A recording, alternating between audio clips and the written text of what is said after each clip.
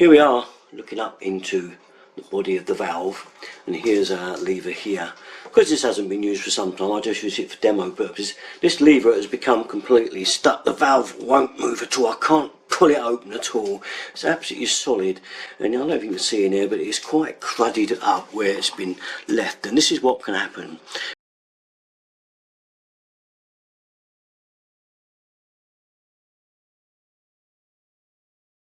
Once you had the motor off, by the way, before I show you the other thing, you can just check whether it is turning alright simply by looking at the motor if it works. You can turn your heating on and see if it turns. That little notch in there should turn round. It should hear it go, and you should watch it. You can see it in action. If it doesn't move, then it's definitely something else with the motor. Alright, we're going to go through those things in a minute. Of course, another easy check is to take the lid off here to check whether this body part is going. We're going to take this part off and remove it, the head of the motor, the complete lot, and just see if that is really stuck, because it's supposed to move really freely, and if you have to use pliers or something like this to move it, then that body part needs renewing. If you put a new head on an old motor part that's all gunked up and is stiff, that motor won't last 5 minutes and you will be back where you are. So if you found you've renewed one of these on the body of a valve and it's only lasted a year or two, then do suspect that this body part is actually stiff and worn and probably got crud inside of it, and it can't move very well, so it very quickly burns this motor out. So we'll take the top off and I'll show you what I mean. There's just a couple of screws holding on, okay, one this side there, you can see it there, and one the other side there. Undo those two and the top will come off, okay, so we'll whip them off. Okay, once you've undone these, undone them, that's not very good English, is it? Once you've undone the screws, it will just lift away like so, okay. This reveals to you the paddle part. Now this should be free and easy to turn, but in actual fact I can't budge it. I'm barely moving. It's moving a fraction of an inch, very tiny, because that paddle is stuck in there. So if you've got to get pliers on this to move that, then you know that's well crudded up inside.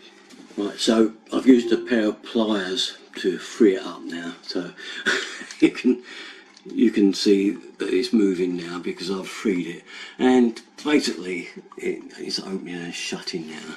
Have a look down there if you can see it. Alright, so if your valve, if you want to leave the body and take a chance, that's up to you, but I sincerely believe that you should renew the whole valve once that has become stuck and solid. Like just before I showed you, I couldn't actually move it, barely a fraction at all, which probably definitely meant it burnt the head out. But let's look at some other things with the head that can go wrong. Apart from the obvious that the whole motor could burn out, what else can go wrong? Well, apart from the motor, there is a couple of micro switches in here. Now I've got a video on the micro switches, they're up in here, and that cheap it is to actually renew those. So normally the hot water one always works, doesn't it? It's always the heating one that breaks. If that micro switch is broken, then it will not operate the heating system. Alright, it won't go, and so it's fairly easy to renew those if you feel confident enough with electrics to do it, and obviously just a couple of pounds for a little micro switch, so no problem there. So other people have just renewed the motor itself on top, where they figure the motor's just gone, but do go for the micro switches first. If you've got no heating, as usual, what can happen when you first find it, you can flip this switch.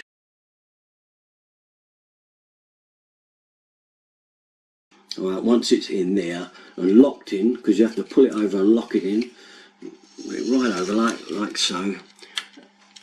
I'll just see that there, and it will slide back if you leave it, okay.